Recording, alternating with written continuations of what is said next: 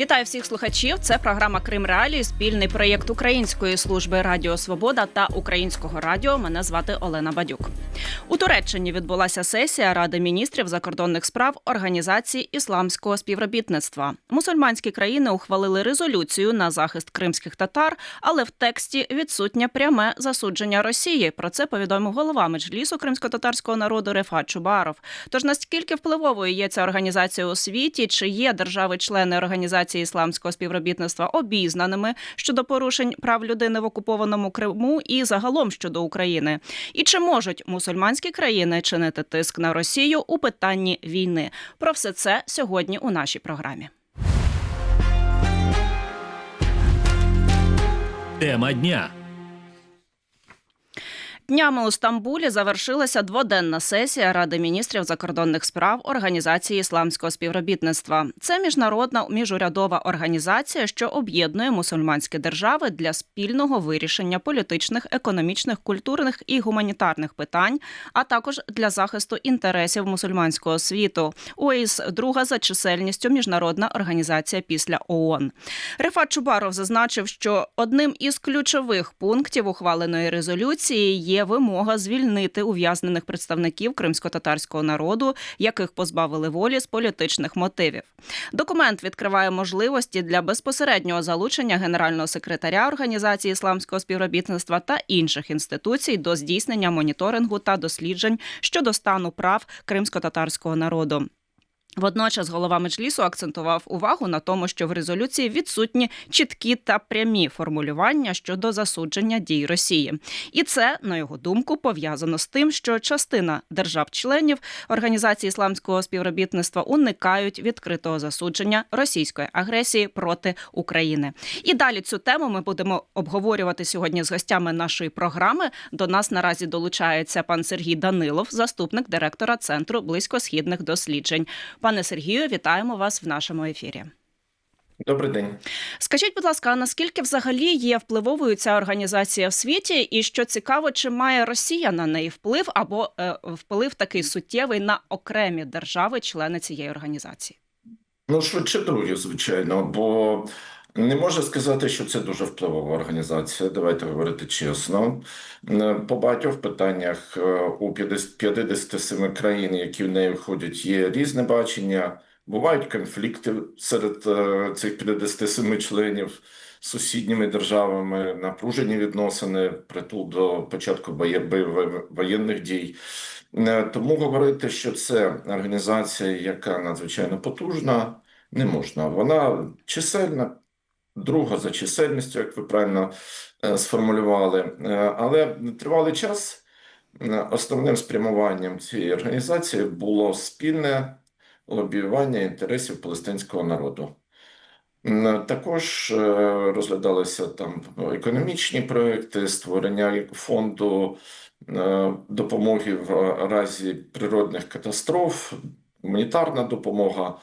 Але, в принципі, основне, на чому всі мусульманські держави більш-менш знаходили спільну мову, це саме палестинське питання. І задачею було говорити одним голосом на цю тематику. Росія має статус спостерігача, і ця резолюція, якби підриває її позиції. Взагалі, сама резолюція доволі несподівана. При всіх нюансах, при всьому, що дуже правильно зазначив Рефат Чубаров, про те, що там немає чіткої оцінки дій Російської Федерації, проте сам факт того, що така резолюція на захист кримських татар прийнята, свідчить про зміни, які відбуваються в ставленні до Росії, саме головне, до спроможності Росії впливати на близькосхідні країни. Тобто це все ж таки таким є позитивним моментом і для кримських татар, і загалом для Криму, і можемо говорити, що для України в цілому, якщо ось таке питання було винесено саме в цю резолюцію. Тобто це очевидний плюс, так? Безперечно, це очевидний плюс. І це результат того, що Росія пішла або майже пішла з Сирії. Це результат того, що Іран ослаб. Це результат того, що позиції Росії на Близькому Сході значно скоротилися, значно зменшилися. Ще в жовтні минулого року генеральний секретар цієї організації декларував про необхідність там найширшого співробітництва з Росією. Всі спроби підняти питання про Росію, про кримських татар до червня 25-го року, з 22-го, я вже не кажу з 14-го, з 22-го року на фоні широкомасштабної агресії зазнавали невдачі. І тут раптом ми бачимо таку суттєву, я б сказав, зміну. Росія зберігає тісні контакти з абсолютною більшістю цих країн, але ми бачимо, що очевидно, в їх очах Росія вже не настільки могутня, не настільки впливова в регіоні, щоб не піднімати такі питання. Але все ж таки не йдеться про пряме засудження Росії, що стосується і політики щодо кримських татар в окупованому Криму, і що стосується війни російсько-української. Як ви вважаєте, чи є така можливість у перспективі, щоб все ж таки агресора називали агресором навіть мусульманські країни, які досі цього не робили? Ну, на даному етапі ні таких перспектив немає за жодних обставин. Але якщо ми будемо бачити, що Росія буде продовжувати слабшати, якщо її образ в очах більшості чи осердя мусульманських країн буде змінюватися, тоді такі резолюції стануть можливими. Тут ще цікаво, що ніхто не підняв питання про гоніння на мусульман в самій Росії. Ми бачимо абсолютно ксенофобські марші антимусульманські. Ми бачимо затримання, масові затримання мігрантів-мусульман в Москві та й в багатьох інших регіонах. І ось ця ксенофобія. Але одночасно, особливо на Близькому Сході, потужні позиції має Кадиров, який вибудовує власну дипломатію в інтересах центру, але і у власних інтересах теж з істеблішментом цих країн в Саудівській Аравії, в Об'єднаних Арабських Еміратах, в Йорданії, де Росія пропонує хабарі у вигляді спільних проєктів безпосередньо для членів, наприклад, королівської родини. І тому вплив Росії на Близькому Сході доволі багаторівневий і не завжди видимий. І особливо тому важливо такі резолюції, які ще й зобов'язують проводити моніторинг. Не просто вимагати чи просити Росію, не пам'ятаю там формулювання, але проводити моніторинг, що буде з виконанням, що буде з тими людьми, які незаконно ув'язнені. А до речі, які перспективи такого моніторингу можуть бути, як ви вважаєте? Це справді може бути незалежний моніторинг, що теж важливо у цьому контексті? Це цікаве питання. Росія допускала спостерігачів від цієї організації міжнародної на свої вибори. Це було високо оцінено і в самій організації, так і в Росії. Тобто це було додатковим фактором легітимізації Путіна уже під час широкомасштабної агресії. І там доволі така дружня співпраця, скажімо. Одночасно не допустити спостерігачів чи когось, представників для моніторингу ситуації буде важко. Вони, можливо, спробують якось розіграти, тобто провести якийсь спектакль для тих, кого вони допустять. Вони вже були подібні спроби з турецькою моніторинговою місією, наскільки ми пам'ятаємо, яка також в Крим заїжджала. І я думаю, що вони або не допустять, або що швидше будуть намагатися зіграти тонкіше, якось хитріше, для того, щоб... Або якийсь показовий виступ якийсь можуть зробити, просто так, як вони це роблять, в принципі, і з іншими міжнародними організаціями. Просто показують, якби, і не те, що потрібно показувати. Те, що їм потрібно, щоб сформувати доповідь таким чином, щоб вона відповідала їх інтересам. І, пане Сергію, ще таке запитання до вас наостанок. А чи варто працювати з такими країнами у дипломатичній площині, які тут можуть бути складнощі? І чи, можливо, є країни, які вже, в принципі, готові або майже готові підтримати Україну, і їх не потрібно сильно переконувати для цього? Працювати безумовно треба використовувати всі важелі і всі можливості, бо це і голосування в ООН, це і допомога, це і різнобічна співпраця. Я знаю, що з деякими країнами така взаємодія є і навіть по військово-технічній співпраці, але вона, ну, м'яко кажучи, не публічна. Тобто країни готові, але ніхто не хоче озвучувати, ніхто не хоче вступати в конфлікт з Росією, знову ж таки, враховуючи їхні уявлення про потужність цієї держави, і не хоче, щоб українська сторона робила це публічним. Тому складнощів дуже багато, російські впливи дуже різноманітні через істеблішмент, через меншини якісь етнічні, наприклад, через фінансові інструменти, через корупцію. Ну, але, тим не менше, працювати можна і треба.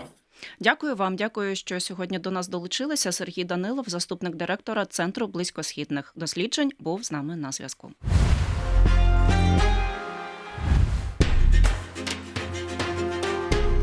Ви слухаєте Радіо Крим Реалії. Кримчани мають право знати. А ми продовжуємо говорити про нещодавню сесію Ради міністрів закордонних справ Організації ісламського співробітництва. І зараз до нашого ефіру долучається пан Рифат Чубаров, голова Меджлісу кримськотатарського народу, який безпосередньо там був присутній. Рифат ага, вітаю вас. Доброго дня всім. У своєму дописі ви написали, що Меджліс кримськотатарського народу має посилити взаємодію з державами-членами цієї організації задля підвищення їхньої обізнаності про реальну ситуацію з переслідуваннями корінного кримськотатарського народу в окупованому Росією Криму. А наскільки взагалі ці країни обізнані, по-перше, з ситуацією в Криму, а по-друге, взагалі з темою війни російсько-української, що показала ця сесія? Ну, дивіться, тут треба говорити починати з того, що Організація ісламського співробітництва це друга по чисельності міжнародна організація після Організації Об'єднаних Націй. Організація ісламського співробітництва об'єднує 57 країн. 57 країн є членами цієї організації, є ще низка наглядачів. І на великий жаль, серед наглядачів є Російська Федерація. Зрозуміло, що країни, які входять в цю організацію, вони є дуже різними. Я зараз не готовий оцінювати, наскільки вони обізнані в російській агресії проти України, в тих злочинах, які здійснює Росія на території України. Я думаю, що вони обізнані. Хтось, напевно, краще, Можливо, хтось гірше. Там, напевно, Туреччина і Об'єднані Арабські Емірати, так як вони залучені так чи інакше бувають до перемовин, то вони, напевно, краще обізнані, якісь країни гірше обізнані, так? Тут проблема в іншому. Проблема в тому, що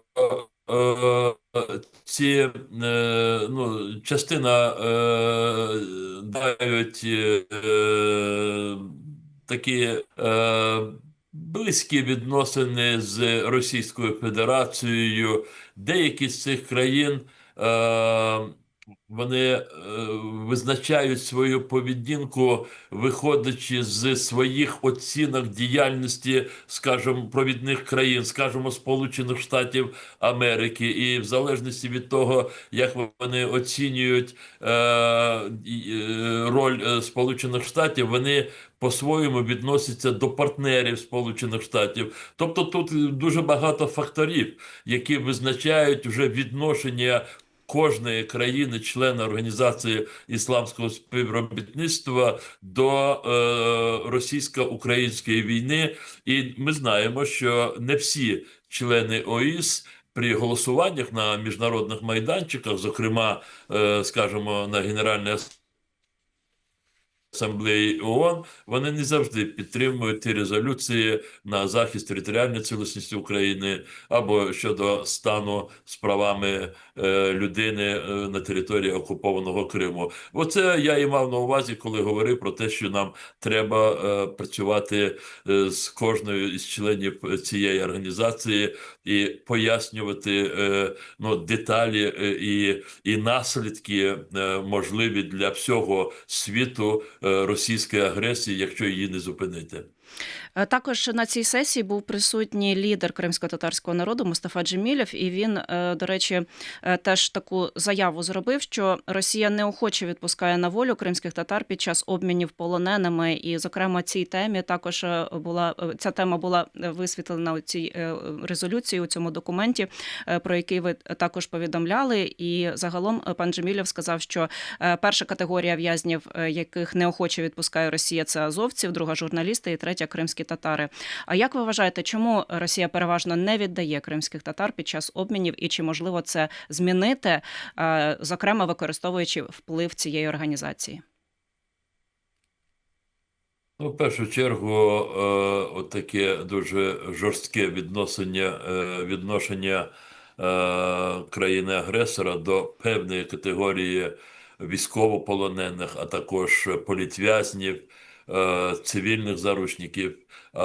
Пан Мустафа Джемілєв визначив їх, і про це, до речі, говорив президент України Володимир Зеленський. Мова йде про військовослужбовців Азова, мова йде про кримських татар і мова йде про журналістів. Оці три категорії полонених, в'язнів, про долю яких Росія уникає будь-яких переговорів з українською стороною, і тому ми їх не бачимо серед тих, кого звільняють чи обмінюють останнім часом.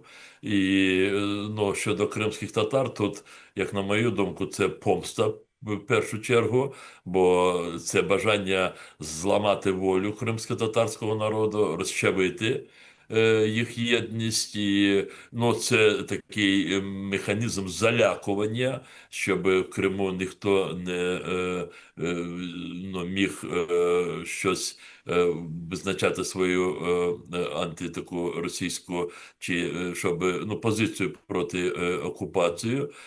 І тому ми намагалися це довести к різним країнам в кулуарах цієї сесії про те, що їм треба посилити свій тиск на Росію, або ввели переговори з російською стороною про звільнення політв'язнів жителів Криму. Ми говорили не лише про кримських татар, ми говорили і про інших, зокрема про Ірину Данилович, бо там є жінки-політв'язні. Ми цю тему обговорювали також з міністром закордонних справ Туреччини Хаканом Фіданом.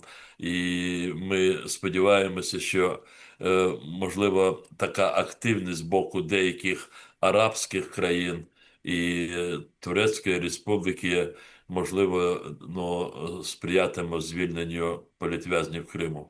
Я тут ще хочу додати, що за даними представництва президента України в Автономній Республіці Крим, станом на початку травня цього року на території півострова зафіксовано 223 випадки незаконного позбавлення волі, з яких 133 стосуються саме представників кримсько-татарського народу. І ви кажете, що ви порушували це питання і не лише щодо кримських татар, а і загалом щодо всіх кримчан, яких незаконно утримують у місцях несвободи або в Криму, або на території Росії.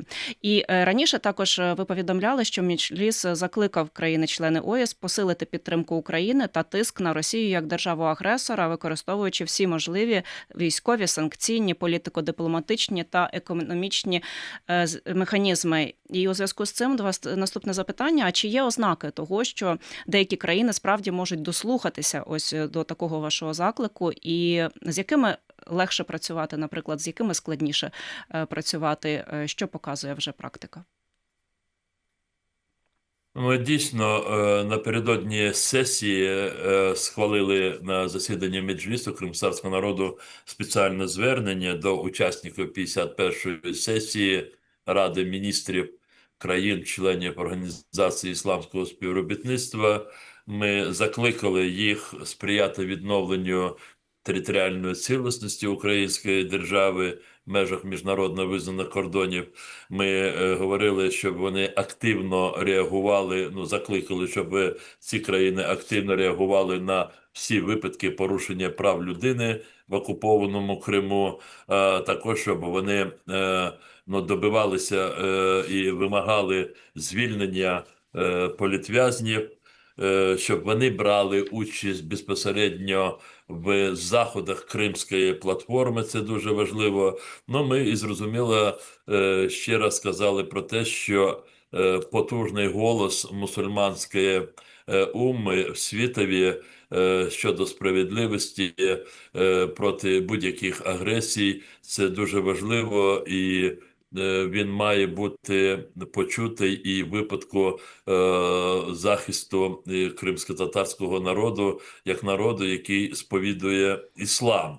Я зараз не зовсім готовий, наскільки це вплинуло на схвалення сесією резолюції, бо одна з схвалених резолюцій була якраз присвячена ситуації. Я зараз цитую так, як вони, термінологія документу, ситуації щодо мусульман кримських татар. Скажу зразу, що ми, як представники Меджлісу кримськотатарського народу, з нами не узгоджували текст цієї резолюції. Ми, по-перше, дякуємо, що вони її схвалили, але думаємо, що якщо б ми б разом працювали над текстом, то вона була б більш конкретніше, ця резолюція більш чіткіше, але зрозуміло, що там були країни, які, скажімо так, не вбачали таке можливим, щоб Меджліс кримськотатарського народу безпосередньо приймав участь в напрацюванні цієї резолюції, але тим не менш там є пункти, де говориться про, там висловлюється занепокоєння. Я розумію, що для українського суспільства будь-який документ з боку будь-якої міжнародної організації, де є слово занепокоєння, це вже обурює, бо тут вже не занепокоєння треба висловлювати, а треба здійснювати конкретні і жорсткі міри до країни-агресора. Але тим не менш, документ починається з висловлення занепокоєння щодо ситуації з кримськими татарами у світлі останніх подій на тимчасово окупованій території Криму. Бачите, вони називають територію Криму тимчасово окупованою, але не кажуть, ким вона окупована. Взагалі виникають слова Росія.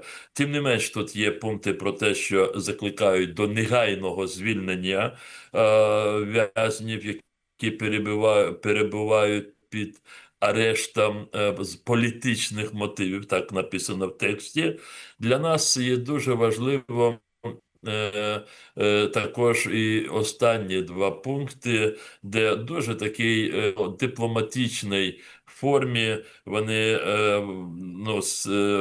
сесія доручає, просить, вірніше, генерального секретаря цієї організації здійснювати моніторинг щодо реалізації цієї резолюції, яку вони схвалили, і представити доповідь на наступній 52-й сесії Ради міністрів закордонних справ цієї організації. Тобто впродовж року може бути реалізований цей моніторинг, так?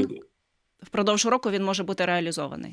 Ми намагатимемося, щоб вони виконали цю резолюцію, бо при схваленні цієї резолюції, якщо, як кажуть, може просто, скажімо так, бути таким одномоментним актом і не більше, ми спробуємо, щоб ця резолюція була виконана хоча б в частині того, щоб наступного року на Раді міністрів закордонних справ цієї організації була якомога така повна доповідь щодо ситуації в Криму. Я не знаю зараз, чи вдасться нам це, бо в цій організації є дуже багато нюансів. Але зрозуміло, що ми не зупинятимо дії з кожною країною щодо звільнення політв'язнів. Це зараз найголовніше для нас, і ми не можемо зараз знайти ефективні механізми впливу на країну-агресора. Дякую вам, дякую, що змогли нам так докладно розповісти, що ж відбувалося на цій сесії і до чого це може призвести. І, звісно, будемо відстежувати, як будуть розгортатися далі події. Рефат Чубаров, голова Меджлісу кримсько-татарського народу, був з нами на зв'язку. І це все на сьогодні. В студії для вас працювала Олена Бадюк. Підписуйтеся на Крим Реалії, вмикайте сповіщення про наші нові відео. Але якщо ви перебуваєте в Росії або на окупованих територіях, то будьте обережні з лайками та репостами нашого контенту, оскільки російський уряд визнав Крим Реалії небажаною організацією. Залишайтеся з нами. Кримчани мають право знати.